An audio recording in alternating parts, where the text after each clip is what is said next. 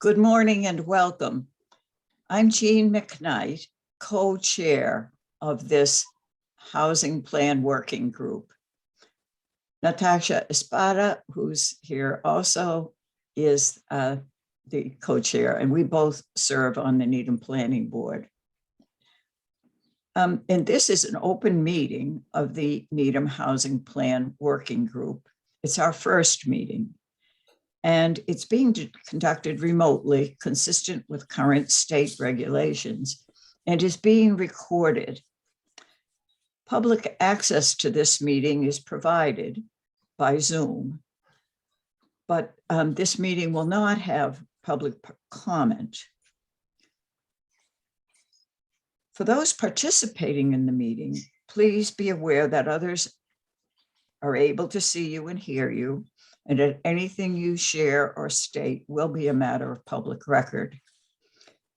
And all supporting materials for this meeting, including the agenda, are available on the town's website, www.needhamma.gov/housingplan2021.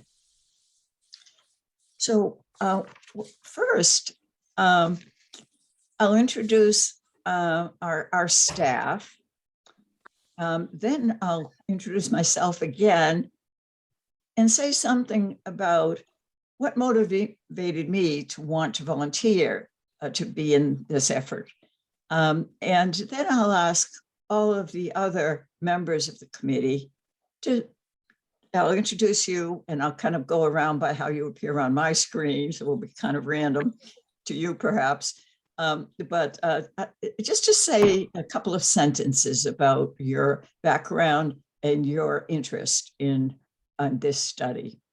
So I'll start by introducing Alexandra Klee, who is our assistant town planner. Cindy Roy Gonzalez, who is the town's public information officer. Karen Sunarborg, who is going to play in a very important role in this work, and she is the town's housing specialist. Karen is an employee of the town part-time, and also works as a consultant for other towns in drafting housing plans and in other housing initiatives. Then, of course, Lee Newman, our director of planning, will be very much involved in this effort, and will be also sharing with us today what has led up to this prior studies that the planning that our town has done in the housing area. And then, and now we turn to, well, as I said, I'll say something about myself. I've been involved in one way or another with housing and affordable housing for my entire life. I grew up in public housing. My widowed mother lived in an affordable, lovely apartment.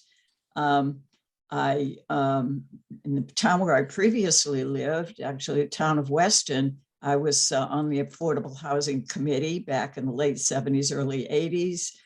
I had a 22-year career with the law firm KP Law, now formerly known as Kopelman and Page. My particular specialty was land use, and I worked with many towns, cities and towns on their zoning bylaws. And also when projects would come along, projects perhaps under General Laws Chapter 40B, which you may all be familiar with, where the town might want to negotiate with the developer on the number of units, et cetera, I would be the one sitting at the table.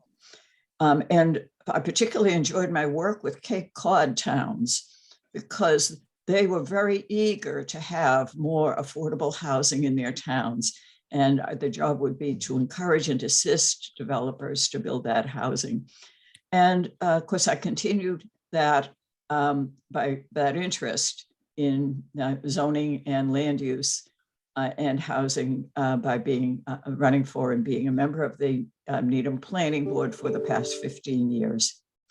So I welcome this effort that's going to continue through this year. So next, I'll introduce Helen Gregory. And Helen serves on Needham's Council on Aging.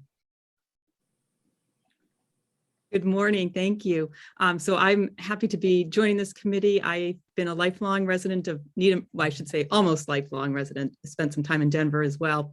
And I've been interested in housing since I took courses in college related to housing and architecture, and really throughout my career, just it's been always a side interest, and watching Needham's housing situation has been, very interesting. So when this opportunity came up, I was delighted to be able to join this committee. Thank you, Helen. And Oscar Mertz is one of our 2 community representatives. Oscar, a few words about yourself. You're muted, Oscar. Yes, I shall unmute. It's an honor to be chosen to be a citizen at large on this committee. It's pretty cool, and I know Rhonda feels the same way, I'm sure. Lots of very talented and wonderful people applied. I have been a practicing architect for, oh my God, 40 years. And so I shouldn't say that because that's divulging precious information, but anyway. And I've been a Needham resident for 28 years, and we raised a son through the public school. I've been involved through EJN, the Equal Justice Needham group, for about 1.5 years, and very passionate about trying to find ways that we can make this town more accessible. And that means affordable, with all the definitions of affordability. So I'm really anxious to and eager to work with this group to analyze this town's needs and understand how we can accomplish change and make this place an even better town. Thank you, Oscar. And as I said, Natasha Espada is the co-chair of this committee. And Natasha. Thank you, Jean, and I'm honored to be co-chair with Jean, learning so much from her. My name is Natasha Espada. I'm an architect. I own a women and minority firm here in Needham. I do a lot of institutional, commercial, and civic projects. I've been in Needham for about over 20 years. I have 2 kids that have gone through the school system. I still have one at the high school. And I was a member of the PPBC, the Permanent Public Building Committee, for 10 years until I got elected onto the planning board this past spring. I am, and I'm a member, I think I said I'm a member of Nuari, but I'm really interested in this because I want equitable and sustainable housing in Needham. And I think that this is clearly the path to that. And I'm really excited to work with all of you. I was also in 2020, I was the president of the Boston Society of Architects, and I'm still on their board. And I focused my presidency in the past 5 years on equity, diversity, inclusion, and social justice in my profession and in my communities. So that's about it. I'm currently working, something really interesting. I'm currently working with Dr. Ibram X. Kendi at BU on the Center for Anti-Racist Research. And so this is something that I think will be really interesting to see what is happening all over the US and all over Massachusetts, and to see how we can be at the forefront of it all. Thank you, Natasha. Thank you. And Mike OBrien of the school committee. Hello, good morning. Mike OBrien. I am a resident of Needham for 8 years. I have my wife and I have 2 young boys who are in the elementary school, on the school committee, also town meeting member, and work in higher education at Bentley University, and have worked at other universities. So see the education sort of landscape from the older students, and certainly being a part of our school committee, it's been great to be a part of that for the community, and knowing the importance of housing and affordable housing as Needham continues to plan for our town's future. So really happy to be a part of the committee as a liaison for the school committee, and look forward to the discussions and the initiatives through this group. Thank you. Thank you, Mike. And Laura Doffman, who serves, as I do also, on the Community Preservation Committee. Good morning, everyone. Thank you, Jean and Natasha and Alexandra. Thank you so much for letting me be part of this. I also appreciate it. By way of background, I was raised in Newton. My husband was raised in Needham. We lived in Newton for a long time and recently moved back here. Our children are grown. We both have a vested interest in this community. I'm on the Historical Commission and also I'm a town meeting member, as well as being on the CPC. One interesting piece, well, professionally, before I get to that, I've been residential lending at banks for my whole career. So I'm really interested, obviously, from that aspect, and also involved in the Community Reinvestment Act, which is something that all banks need to comply with in terms of meeting lending needs for their communities. One piece of this that's interesting is the elderly piece to me. I mean, I know I just find it so difficult. I'm seeing my father-in-law. I saw my father in situations that seemed impossible. I like to look at this through that lens, and also just with my background and trying to meet and understand the needs of affordable housing. I think this is a great opportunity for me to learn more about what's going on here. And just one final comment, you know, obviously I've seen the increase in housing prices in both of these, you know, the city of Newton and the town of Needham, and it's astonishing to me. And I have no idea how younger people, like, or my kids or anybody's children are ever going to be able to live here. And that's a huge concern. Thank you. Thank you, Laura. And Ed Scheidler, who happens to be a neighbor of mine. We both live at one of Needham's few large condominium developments, and that is Rosemary Ridge. And Ed serves on our housing authority. Ed? Thank you, Jean. Good morning, everyone. It's a pleasure to be here. I see I have some old friends that I'll be working alongside, and that will be a great, rewarding pleasure to experience. I am on the board of the Needham Housing Authority and support and have a great interest in affordable housing. And of course, we're low income, which is another perspective here in Needham that is becoming such a beautifully gentrified community of wonderful big houses, and becoming, I guess, quite an expensive community to be able to buy into. So I'm hoping that I can contribute to a perspective on affordable housing, albeit my experience and interest at the moment is low income housing. And I think Needham, I've been here for about 15 years, is a wonderful community. I really enjoy living here and hope that I can contribute something. So thank you again, Jean. Thank you, Ed. And very pleased to meet and introduce Rhonda Specter. And Rhonda was chosen as a citizen at large, also like Oscar Mertz, and brings a very helpful background. Rhonda. Well, good morning, everyone. I am so delighted to be part of this. As Oscar said, it's a great honor to be included in the group. My background, I've lived in Needham for 30 years, brought up 3 children with my husband, and they've all successfully gone through the Needham, wonderful Needham schools. And so my background is a little bit different. I've worked in economic development for the past 30 years, and most recently in senior affordable housing. And so I am really delighted to be able to work with everyone. Needham is a phenomenal town. It is important for us to be, have equity and inclusion and have a diverse population for this to be the town that we all love and want to be a part of. And that's becoming more and more difficult as prices go up.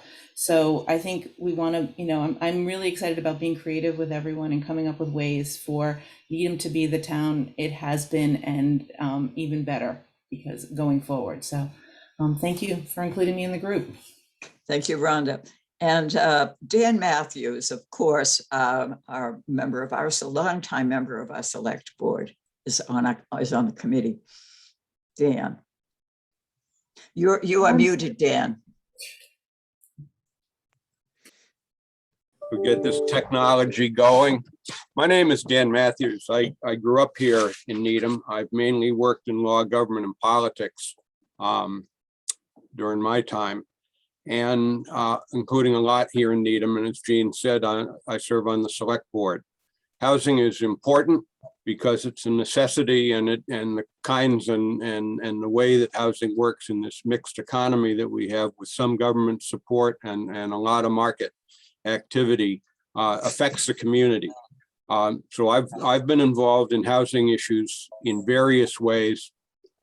All the time I've been in public service, and including more so during my time on the select board. We've seen a lot of changing conditions here, and we have issues to address.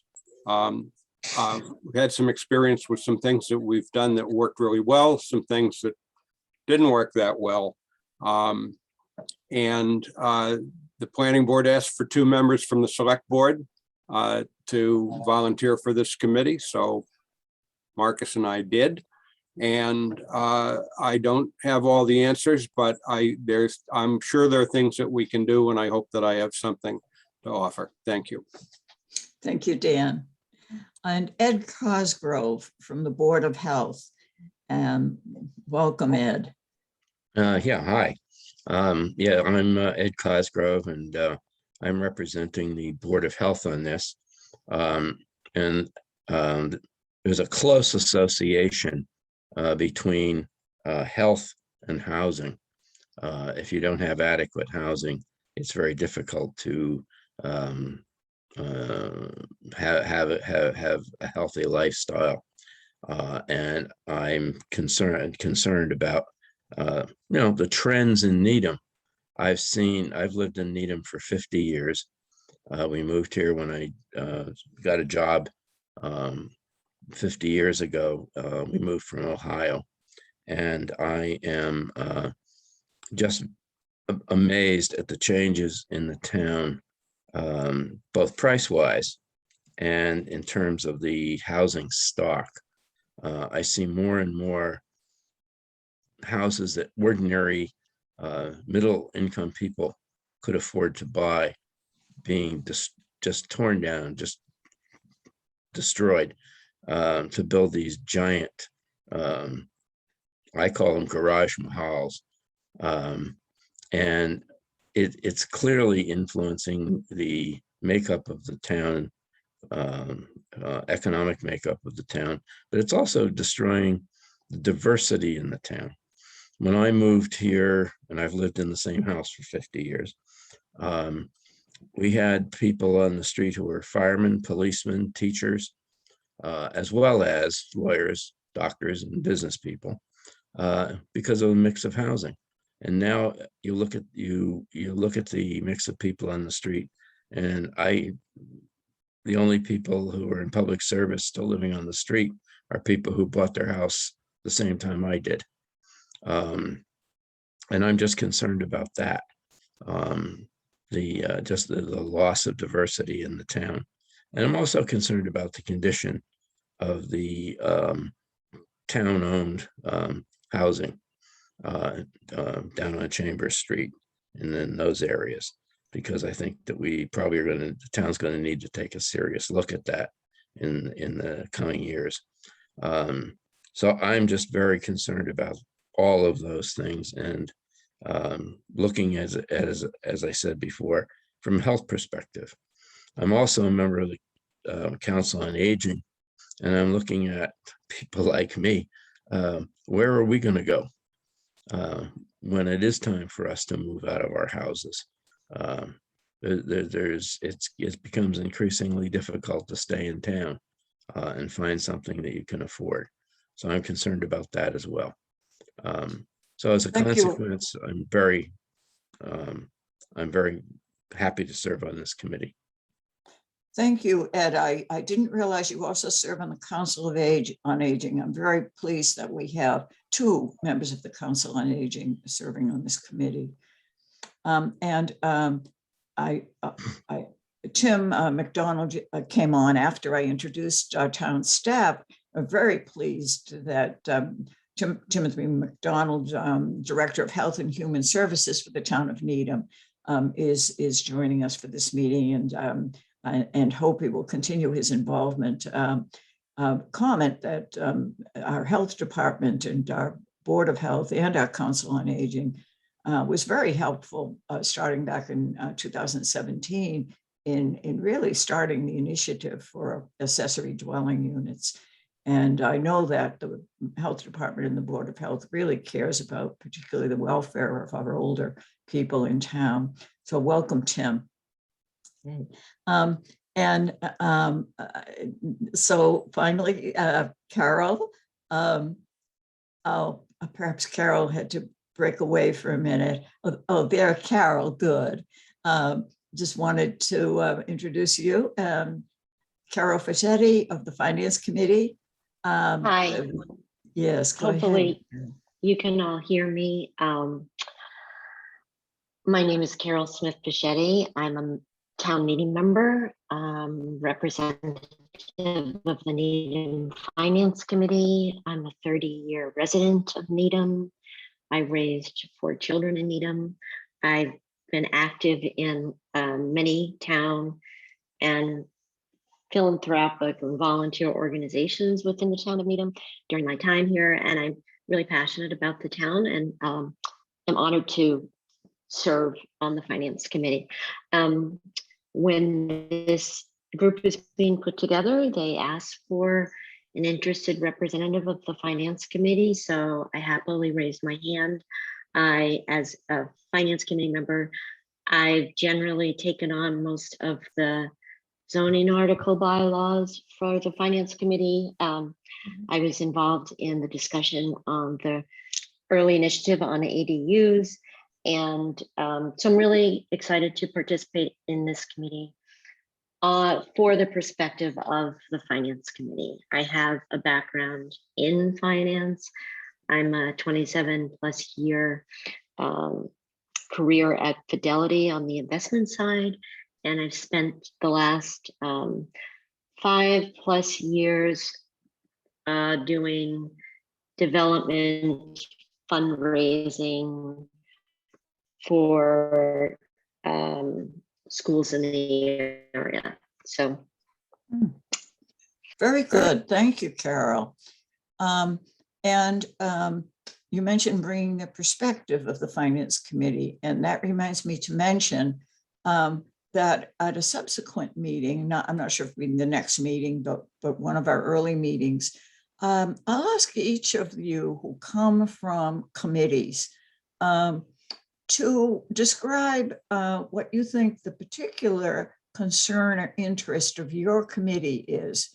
And perhaps you'll even have the opportunity to put that on the agenda for one of your committee meetings and talk with the other members of the committee, and then come back and talk with us at one of our meetings.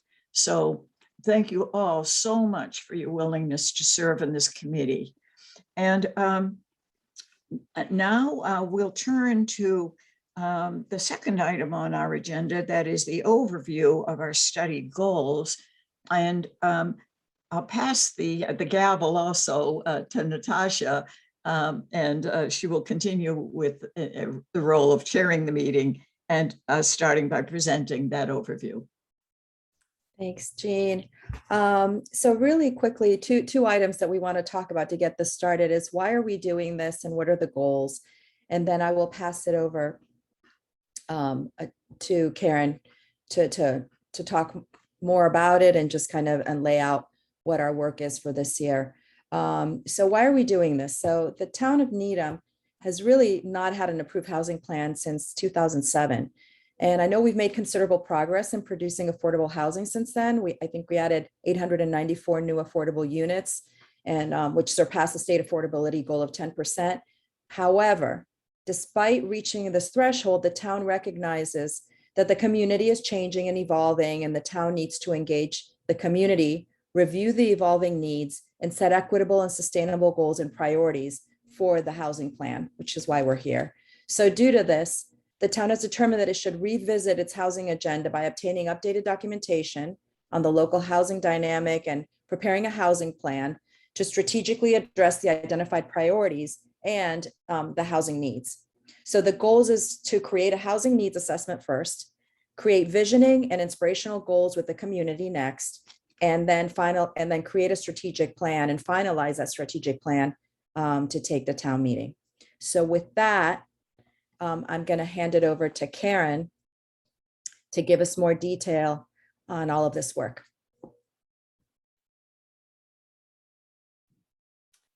Thank you, everyone. I was involved as a consultant in 2007 plan, and I'm delighted to see the town focusing on this particular housing plan. And I really look forward to working with all of you over the coming months. So I'm just going to go through the work plan that you all received and a little bit on the timetable. So the first task is to hold an initial meeting. So today we can cross that out. And this is really for us all to come together and kick off the planning process. And the next task involves basically research, getting information, assimilating information to help inform the housing needs assessment and even the strategic action plan. The 2020 census was supposed to be released in September. Then it was supposed to be released in December, and now they're saying end of November. So fingers crossed it comes sooner and there aren't further delays. We did get some early information from the 2020 census related to total population, just population under 18, 18 and over, some racial information, total number of housing units, and of those units, how many are occupied versus vacant. That's what we have so far. But in doing a housing needs assessment, the census is very important in providing additional information, such as distribution of ages, distribution of incomes, distribution of housing types, et cetera. So we're really looking forward to seeing the results of the 2020 census. However, there are a lot of data sources that we currently have available, and I have been involved in obtaining that information and starting to put pieces of the housing needs assessment together. And we expect that that will continue to take place through January. And we're hoping by January, we'll be able to have a meeting of this working group again. We'll have one in December too, but certainly in January, so we can digest the results of some of that information that will go into a housing needs assessment that we, on the time frame, say maybe February. If we can do it sooner, we'd like to do it sooner. We'll see how that goes. But just speaking on the housing needs assessment, we're basically putting together updated demographic, economic, housing profiles. We'll be looking at housing conditions, market conditions from a variety of resources. We're looking at in detail what is affordable in town, and we'll look at a real significant detailed affordability analysis. And then through various indicators of need, simulate the data into priority housing needs. That kind of is the conclusion of the housing needs assessment, and it provides the context for the town moving forward with specific actions to address those needs. So the housing needs assessment, once again, we've said within 4 months of the start date, which was when you folks were appointed. So we're saying February, if we can get it done before then, so be it. We'll try to move this along. In March, we're talking about conducting a community-wide housing workshop where we will present the key takeaways from the housing needs assessment and then be able to break up into small group discussions and do a visioning process, get real input from local leaders, housing stakeholders, residents on what the town's priorities should be with respect to moving forward on its housing agenda. That will be a pretty key part of this planning process, and we'll be relying on you folks as well as Cindy Gonzalez is a huge asset to the town, and we'll work together to try to bring out as many people as possible to attend that particular workshop. And then based on what we've accumulated in the housing needs assessment, the visioning, the work that's been done in the community housing workshop, will start penciling out the key strategies to address those needs. And that strategic action plan we anticipate will be done between like April and May. And then we'll once again have convene another community-wide meeting to present the strategies, the strategic action plan, to get another round of very important community input on the package of strategies and the priorities of strategies within that particular package. And then we'll go back and digest what we've heard and finalize the plan. The timeframe says sometime over the summer, maybe finalizing September, but that'll be a piece where all of you will be very important in hopefully coming to some general agreement on where the town should be focusing its housing agenda and its resources over the next 5 to 10 years. So with that, I think that's kind of a very fast report on what we're thinking about as the planning process, and we'll look forward to your any questions and comments on that. Thank you, Karen. Alex and Lee, I know that we have here the history of the housing and planning in Needham. Is that can both of you talk about what has been done to date through 2007 and beyond? Sure. I was around with Karen the last time we actually did a housing plan in Needham. And it actually started in the fall of 2002, when the Needham Select Board created what was then called the Comprehensive Community Housing Study Committee. And it was a committee very similar to this committee in terms of its makeup. And it engaged in a process very similar to the process that Karen has articulated. And at that time, the town really did not meet its 10% affordable housing goal. And so the goals of that committee were to look at ways of bringing Needham up to the 10% threshold, also increasing options, as we're talking about today, for low and middle income people in town, and ensuring that the plan actually, created a protocol of creating units in perpetuity. And this planning effort was funded at that time under an executive order that came out of the state. It was called the 418 Executive Order, which provided funding to towns to create plans in multiple dimensions. There was a transportation dimension, there was an economic development dimension, and a housing dimension. And so following on this plan really was the framework or the foundation for what ultimately became the 2007 plan, which is the current housing plan that we have in place. And I think to Needham's credit at that time, it recognized the need to go beyond what the state had provided for. And so it developed basically what is the 2007 plan. And it has the kinds of elements that Karen just articulated would be in the plan that we're working on currently, which is basically a context section, a visioning section, a summary of goals, a strategic plan, and then an implementation plan.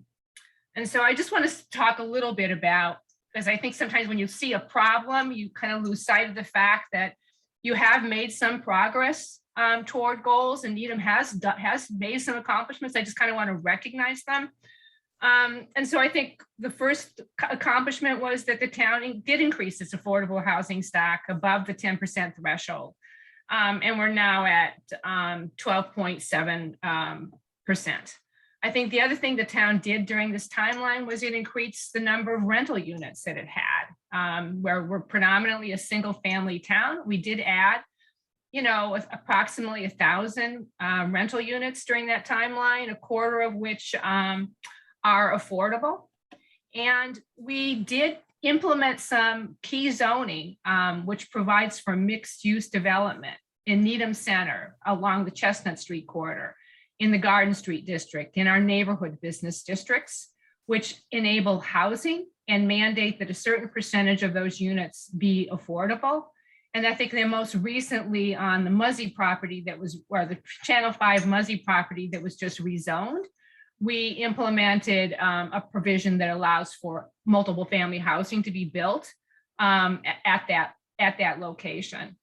And then lastly, I think during this timeline, the town did develop some guidelines for developers called 40B guidelines, which advised the ZBA in terms of what the town's goals are relative to affordable housing development in town. The town did create the Needham Affordable Housing Trust. That was done in 2000. That was done, I think, at a 2017 annual town meeting. And that group, which Dan serves on, meets, I think, twice a year to discuss affordable housing issues. And the town developed the accessory dwelling units bylaw, I think, back at the 2019 special town meeting. And we've had, since its adoption, approximately 2 units come online per month through the permitting through the ZBA. And then lastly, I would say the town implemented the small repair grant program, which provides assistance to elderly residents who need to do repairs to their homes to keep them accessible. And the town went forward with the emergency rental assistance program to provide assistance to renters during the COVID pandemic. So we have a lot of work to do ahead of us, but I also want to acknowledge the fact that has done some positive things in the past over the course of the last 2 decades. Thanks, Lee. That's really helpful just to and then I don't know if everyone saw, but in the email that Alex sent out, it has the link to all of this information. And it is a lot of information. That's why I wanted Jean and I wanted Lee to just give a recap of it so that you know what all the bits and pieces are. Because it is a bit overwhelming, but there has been a lot done to date. And so we want to make sure that we know where we are before we start moving forward. The next thing that we wanted to talk about is the public engagement process and the transparency and engagement, equitable engagement of our community. And I don't know, Lee or Alex, if you'd like to talk a little bit about what we've done before, and Cindy, if you want to also add about how you think we should move that forward, and then get comments from everyone in the group, because I think this is going to be pretty critical in making everyone feel like they're part of, of these decisions and part of the way that this is moving forward. Well, I think what Karen laid out is, is we're trying to have a process of community engagement through a series of 2 workshops. And we have done these workshops for other planning studies. I mean, so these, I think, are envisioned to be efforts where there's communication with the community, inviting them to come to a meeting. There are presentations of what the needs assessment is. There's an effort that's being made to find out, do they agree with these needs that we've identified? Are there other needs that should be on the table that we haven't identified? Bringing people to the table to figure out collectively what are our goals and what are the strategies that everybody can get behind and support. I think it's important that we have that kind of effort because it leads to consensus building. It leads to figuring out where the commonality is. It allows people to, I think, allows us to move forward with an agenda that implements the goals that we've actually articulated. Cindy can talk more about some of the tools. We have tools available to us now that we didn't have available to us back in 2007, the last time we were doing this, when we were just relying on newspapers and sending flyers out to people.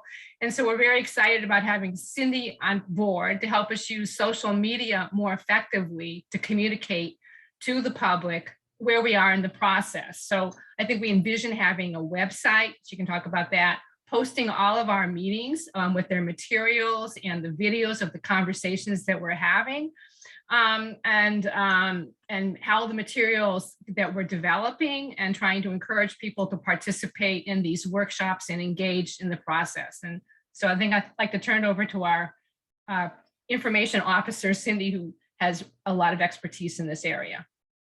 Thanks, Lee. I am really excited to be a part of this effort, and Lee really hit the nail on the head. The landscape has really changed in terms of our ability to outreach to the public and engage the public in this effort. So the community meetings were mentioned. The website was also mentioned. So we've already created that webpage off of the planning board site. So anybody can go to Housing Plan, the 2021 Housing Plan Working Group webpage on the town's website. We have some of those documents, those historical documents already posted there to give some background information, as well as sort of the action plan moving forward. But it really will be important to get community buy-in on this effort. I mean, this is a really exciting undertaking and something the community should be proud of at the end of the day. And so in addition to the website, we will use the town's social media channels to keep the community updated on the progress of this working group. We have the Facebook page and our Twitter account. We also have the newsletter, which was started a few months back, which has about 2,500 subscribers. So we'll make sure that pertinent updates are included in that newsletter. We've also got a great relationship with Aisha over at the Council on Aging, and she has a daily email that goes out to folks who may not be tech savvy on social media, but who get their information via email. So we'll make sure that, I think a couple of you alluded to the fact that the one key demographic here is our senior population. And so making sure that we not only focus on sort of the new and fancy tools for engaging the public, but also sort of those tried and true channels that group tends to rely on. The Needham channel is one of those tools. So we'll make sure that the Needham channel and of course the Needham Times that published a story this week on this working group are engaged as well. We do have a new polling tool that'll allow us to solicit community feedback for people who, perhaps can't make public meetings. It's just another way to get to them in a place and a time that works for them. And I am also, as always, really open to other suggestions and ideas. We have lots of email lists and lots of ways in which we as a town communicate out and with the public. And I'm excited that we're going to be able to do that with this project here. So thank you. Thank you, Cindy. I'm going to share again the timeline for this. One thing that I do want to add is that, just putting my Nuari hat on, is we want to make sure that those that want to participate but don't feel comfortable participating in public, that there's a safe space for them to participate, because they may be the ones that are also very affected by the decisions that are being made with this group, and it may not be in a traditional way. So I just want to keep that in mind. And so I just want to show, I don't know if you can see this, but basically what we're saying is that the initial meeting, which is happening today, there will be conducting the background research, survey, and information gathering from November through the end of January. We'll also have the So that's the housing needs assessment that will be happening until the end of February. And then the community housing workshop will happen in March. Then drafting the strategic action plan, then conduct community-wide meeting to present the plan, and then finalizing and revising the plan through the end of September. And so that is that is our work schedule at the moment, and then having ongoing monthly meetings with this group until then. So with that, Jean, do you have anything else that I forgot to mention, or? I particularly want to recommend reading a report that recently was done. It's marked as draft of February 10th, 2021, Town of Needham Housing and Zoning Analysis that I believe was prepared primarily by Karen Sunarborg. And this really is a very good update of where we are now. I mean, it doesn't perhaps have the, as Karen explained, it doesn't have the up-to-date census data, but it's a very good analysis, and also mentions, as Lee Newman mentioned, the accomplishments that the town has made over the past couple of decades. So that was linked. That was linked to, along with the 2007 study and the Town of Needham demographic, economic profile, and housing profiles, which also was fairly recent. That was March 2019. So I really particularly recommend this 2/10/21 draft housing and zoning analysis. Also, the school department that came out with a demographic profile a demographic study a few years ago. I think that is very helpful. That's the 2018, not necessarily that it needs to be on our website. And also there's a 2019 update. And I think when we were discussing the zoning of the Muzzy site to allow affordable housing, the data from that demographic study was very helpful. And then another report that I keep handy is the one done by the Council on Aging at the Public Health Department in August 2016, assessment of housing and transit options for Needham seniors. So I recommend all of those studies to you, as well as the 3 that were mentioned as background information. So thank you. And are those also on the website, or are those 3, can those be added to the website? The housing one, I mean, the Board of Health one? Sure, we can add those to the website. I think that would be a good idea to have it all in one location. Certainly. And perhaps Michael Bryan could inquire for us on whether there is a further update on those school department studies. That would be helpful. Thank you. Or no, I mean, that was done 2018, and then as you mentioned, the 2019 update. So, but that is something that we do reference in our meetings, but that would be great to also have accessible. We already have that accessible through the school department, but we can have that, if that can be added to this group as well, that'd be great. Mm-hmm. Good. I think because there's so much going on, and it would be great to hear from all of you now if you know of other pieces of information. Well, what you think of the work plan and of the schedule and all of that, but also what pieces of information may be within the groups that you are, that you're affiliated with, that it would benefit to have it in one location as one repository of all of this work. I see Laura has her hand up. Thank you. Just a question going back to the public participation piece. I'm wondering, I guess maybe this is for Cindy, is there a way to get this information in different languages? I mean, there might be people that for whom English isn't their first language. I'm just wondering how they would participate and maybe be able to understand the materials. And I know there's so many languages. So that was my question. Thank you. Yeah, I think so. I'm not sure we can do every piece of information that we post, but I think the really important pieces for folks, we can. I have worked with Tim McDonald in the past on translation services, so I think we can certainly take a look at that.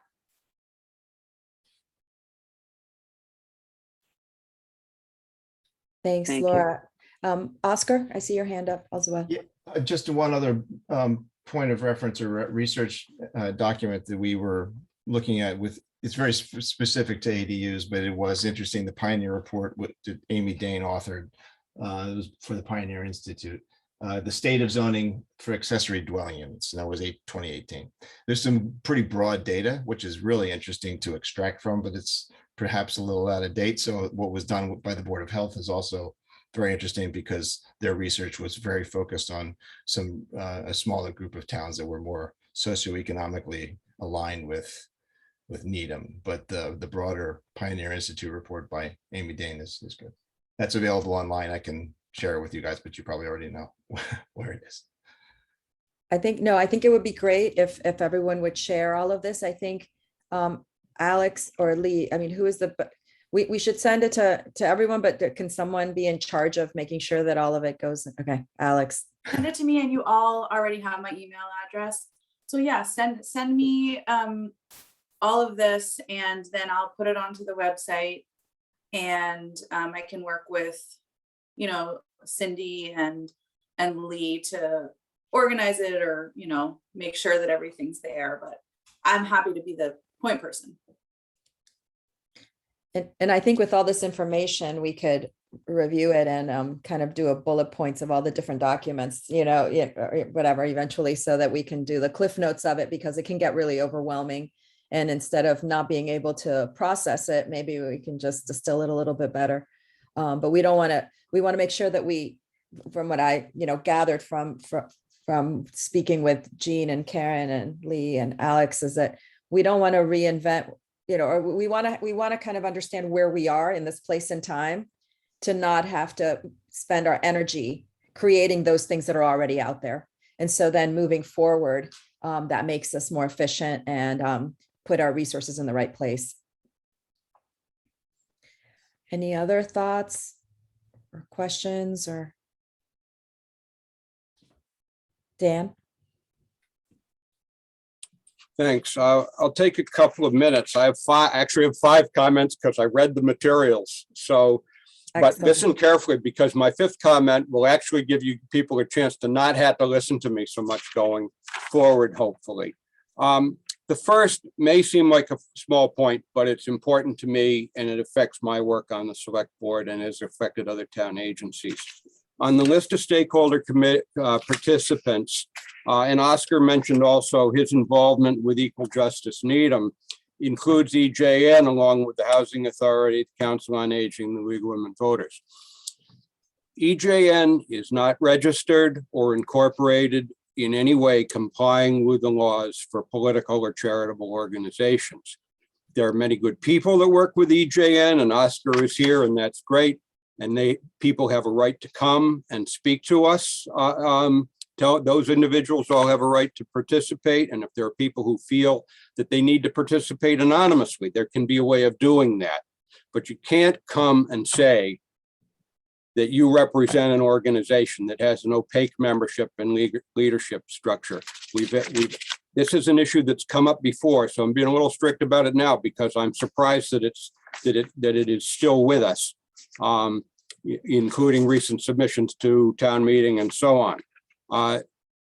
EJN's members can rectify that if they want to participate as a charity or political organization, and if they want to participate as individuals, it's fine to do that. But I hope not to have to raise this issue again. Second, to me, a few things that I think need to be called out in the work that we're doing. To me, the big need is family housing. And if you do family housing, whether it's market affordable or subsidized affordable, you need to know that that's going to affect the population of the town. A lot of people think, well, we'll just do some things and it won't really change things here very much. Yes, it will. And we need to be willing to accept and work with that.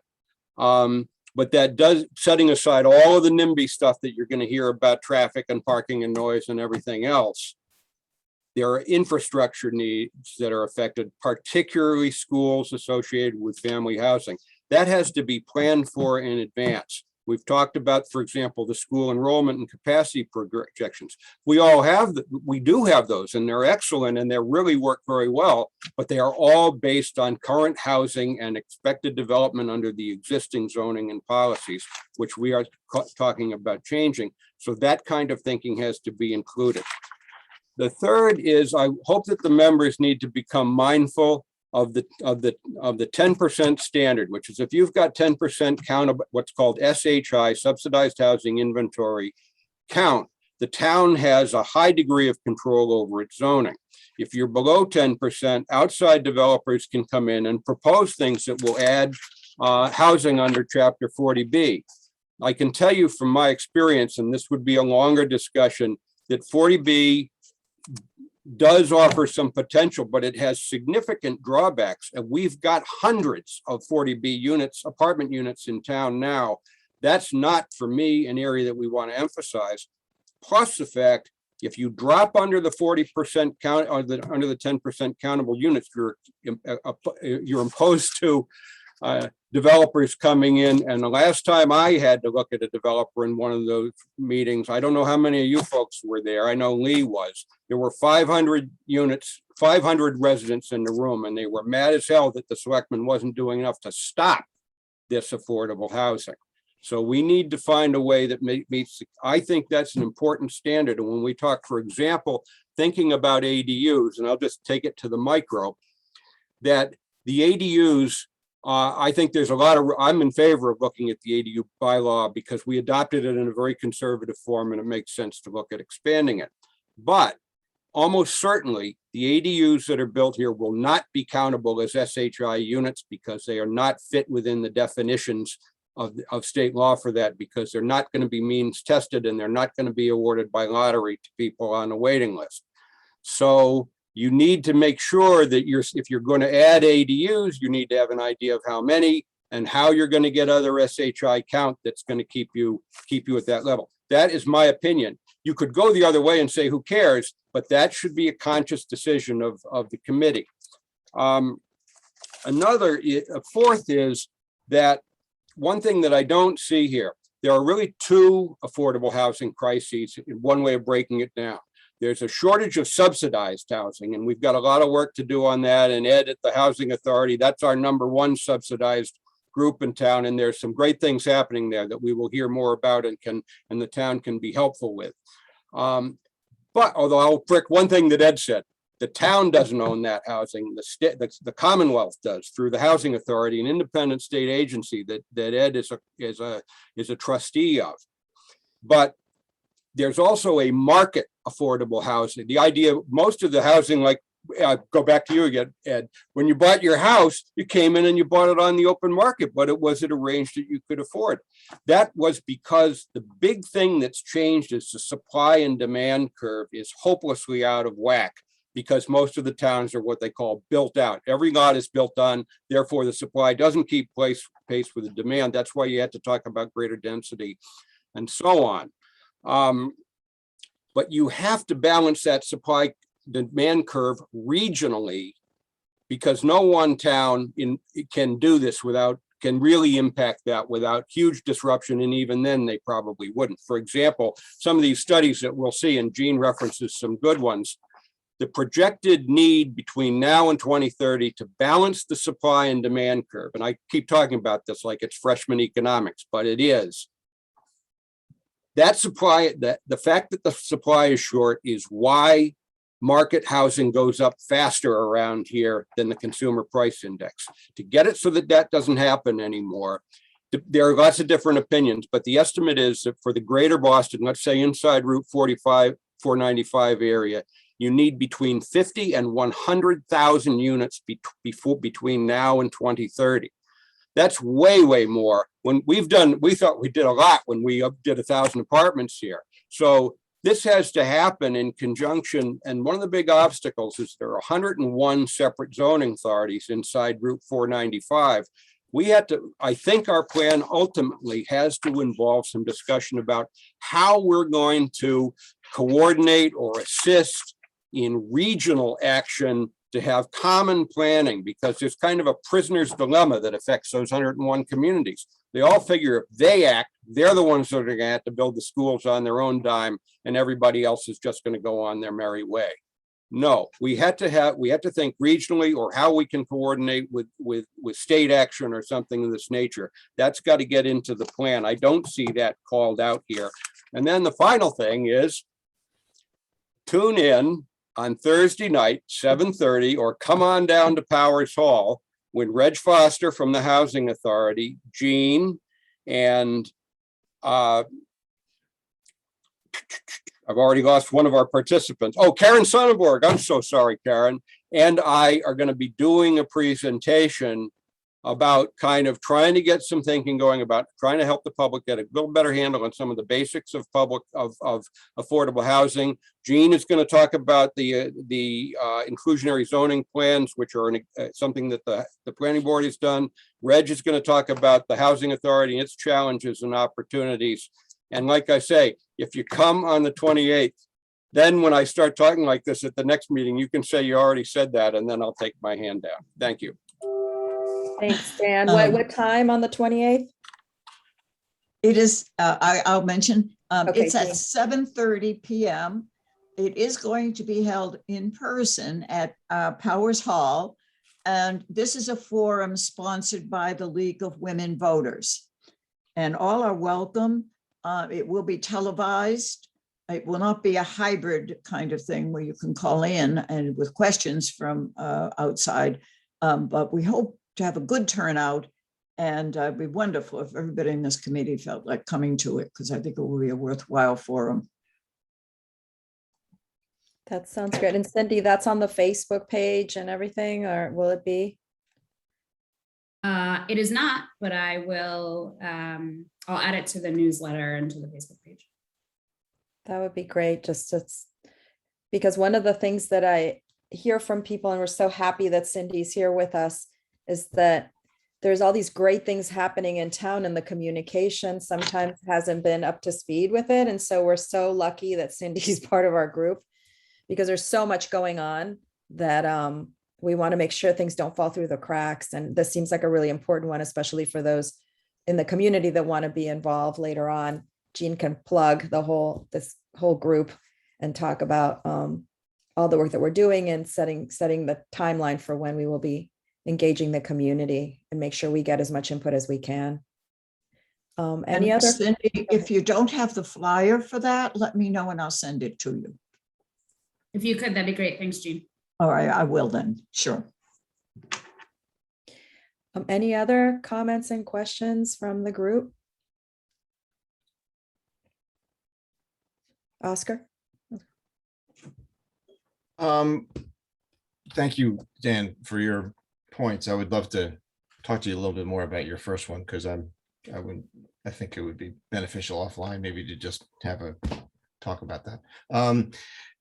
So I'm curious about, I know the calculations for the SHI for affordable housing units, that we have this 12.7 number, but I know that with 40Bs, you're able to count all of the units in a project, in a 40B project, not just the units that are technically at an affordable price, 80%, and it is 80% AMI. So I guess I'm just curious, just to throw it out there, just for people to respond or think about it and talk about it as we move along. It sounds to me, it feels to me like it's not a true number of affordable housing units that we're actually tracking. We're tracking a slightly inflated number, but that's just a question for this group. Thank you.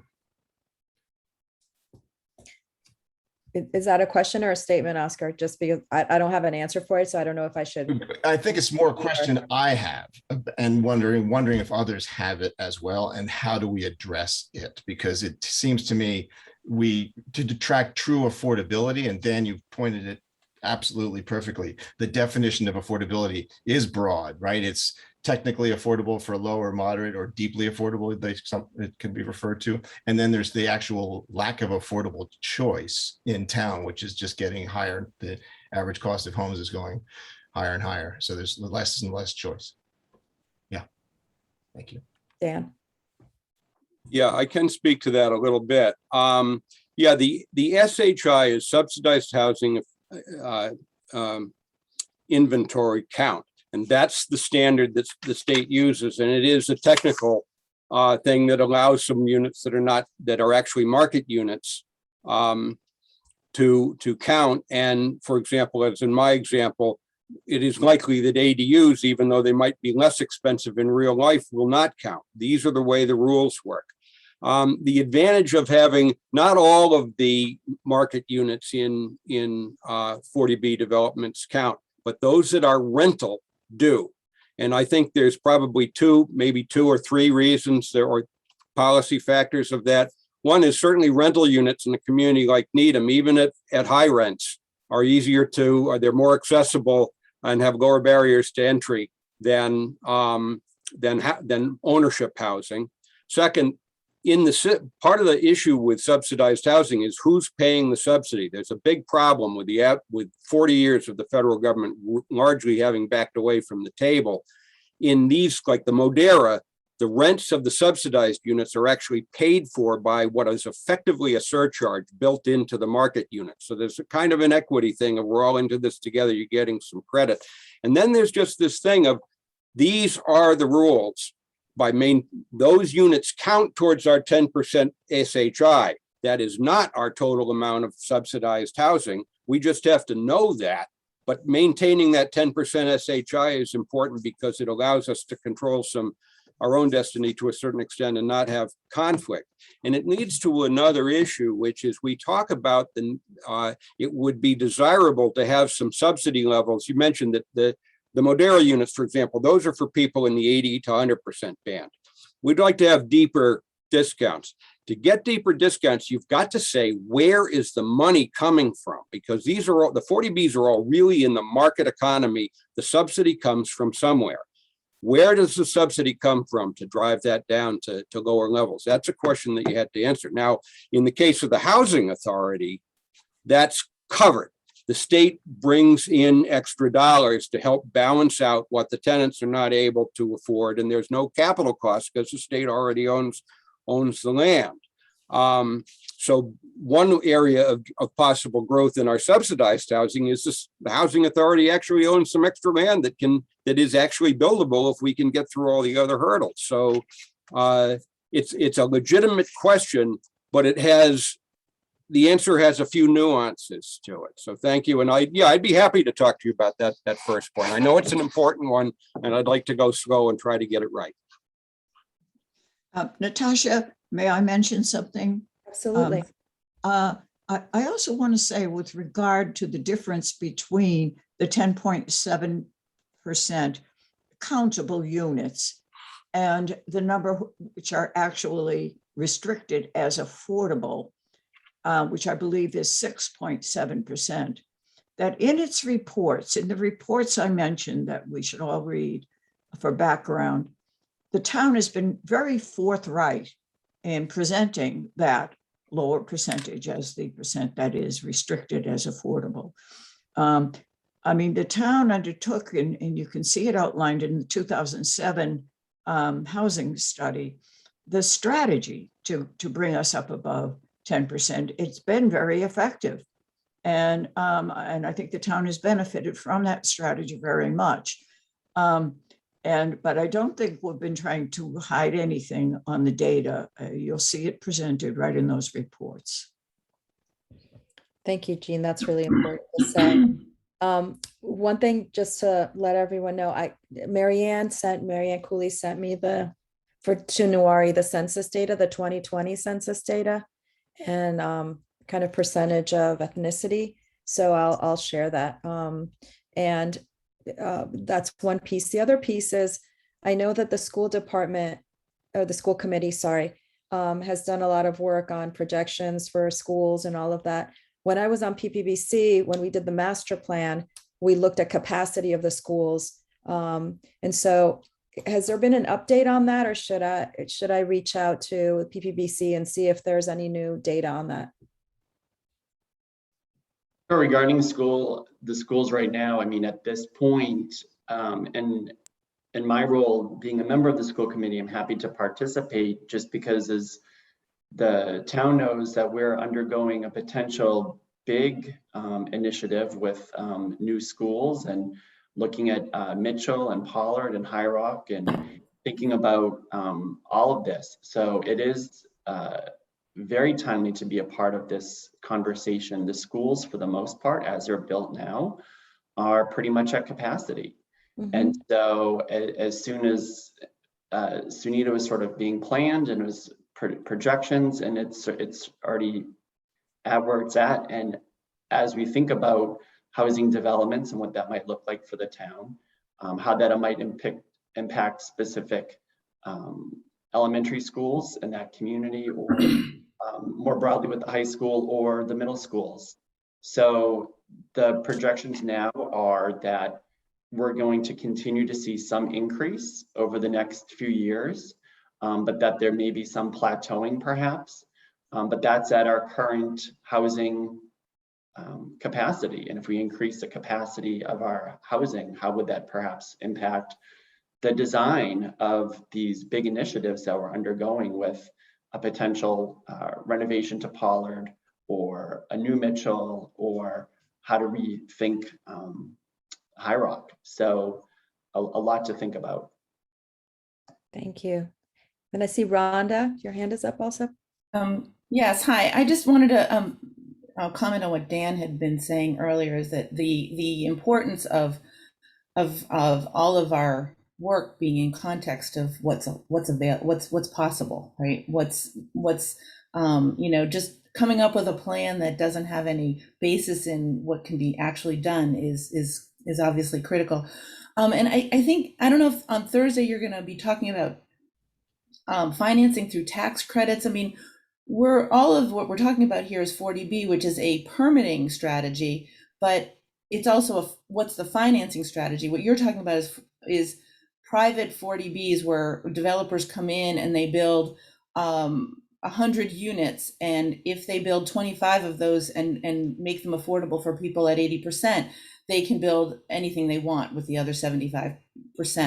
But there's also tax credit projects where they're almost wholly subsidized by either state or federal tax credits. And then you also layer on other subsidies where you can get housing that is affordable to people at 30, 50, 60, and up to 80%, sometimes up to 100, depending on what you do. And that in Needham can be a lot of people. 100% of the area median in Needham is not a small amount of money. And so it just begins to make the town a bit more affordable. And I don't actually know if we have any tax credit projects in Needham. Maybe we do. But I think it's just important for us to all understand how things get financed in order to be able to approach what opportunities there are. I mean, tax credit projects really can meet a lot of people's needs. And if we can find a piece of property where people can come in and build, if the land is free, it's even more feasible. So on a ground lease of some sort. It's a great comment. Dan? Yeah, I tend to talk about this stuff in kind of back of the envelope terms, because the big thing for me is that people have a good general understanding. The stuff that you're talking about is kind of advanced course. And yeah, there's a lot of it and a lot of opportunity. On Thursday, in fact, Reg Foster, when he's talking from the Housing Authority, I think is going to get into some of that, because they have $120 million total plan that could be broken into pieces of different things, whether it's renovating, bringing up to code, replacing, or adding in the different situations that they have. And the anticipated town is going to participate in helping them get some with leverage money to get going. The target figure for that is about $5 million. So that difference between the 5 million and the 120, I think you're going to hear Reg explain things about tax credits that are completely Greek to me. And I think it's really timely that this is happening now, so that we can, many of us participate. Will it be, if for those of us I mean, I think I can attend, but for those of us that can't attend, will it be recorded? Yes, it's Needham channel is gonna tape it and it will be available later too. Okay, that's great. Okay, any other thoughts or comments? Thank you. No, you're welcome. Thank you all for coming today. Jean, do you have any other thoughts? Yes, I just want to say that in going forward, we may need to communicate further about dates and times for our meetings. I was sorry that Marcus Nelson was select board member was not able to join us today. And he has work obligations during the day. So you'll be hearing from us on how to, when to schedule our next meeting and what time and what day. If I could just ask a question, since we have everybody here, it might help facilitate some of that as Alex and I try to figure out what date it might be. We were looking at evening meetings as probably the most convenient for people. And then the select board has meetings on Tuesday nights. The planning board has meetings on Tuesday nights. I think the FinCom meets on Wednesday nights. So we were thinking that perhaps if we targeted Thursday evenings, that would work for people. So I'm just trying to get some feedback here. Let me ask the question. Is there anybody in this group where Thursday doesn't work? The first Thursday of every month is League of Women Voters Board meeting. So the first Thursday doesn't work for me, but otherwise it's good. And the second Thursday is the Council on Aging, but that's generally 5 p.m. to 6 p.m. So generally that frees up the rest of the evening. Okay, well, it looks like a Thursday might, whoops, I see another hand. I thought I almost had it done. The third Thursday is the Needham Housing Authority meeting. And is that every single Thursday of the month, or is there a certain? The third. Every third Thursday. Okay. So we have the second and the fourth are still in contention right now, after 6. Oscar, you have your hand up, did you? Do we have any homework, Karen? Well, let's before we get to that, yes, Karen, I want to ask you that, but Dan, did the dates work for you? I have a lot of flexibility, so I think the doodle poll approach that you took before worked really well. I think taking Tuesdays and Wednesdays just off the list entirely makes sense, because I know there are a lot of conflicts on those evenings for members, at least if you're starting at 6 o'clock, which is probably a reasonable time. I would hope that maybe Lee could speak directly with Marcus. He has a new job. It's very tough and demanding, and it has commitments because he does sports coaching and helps with guiding in the buses at the start of the day and stuff, that it's very, very difficult. And it's important to me that, as well as him, that he be able to be here if he can. And so I would hope that Lee maybe talk with him, get his dates, put out a doodle poll, and I'd like to go out away on the dates so that we can get a few things in the book. Thank you. Now, we have been in touch with Marcus, but we will make sure that we clear it with him before we go forward. Thank you. So what I'm hearing is that there's the potential of Tuesday, Thursday, the second Thursday and the fourth Thursday. And let's see what his availability and the others who are not here today. And if I may, I think we mean one or the other, second One or the other, not both, correct. We're not talking about twice a month meetings. We're talking about once a month meetings. Correct. While we're here, I think Thursdays probably will be our target, but I might add some Monday nights in if that's not a conflict for anybody. Does anybody right off the bat have Monday conflicts? Yes, I teach on Monday nights. There you go. All right. And the historical commission meetings are on Monday, but they're only once a month. Okay. And I don't really know if we're on a regular schedule with it. Yeah.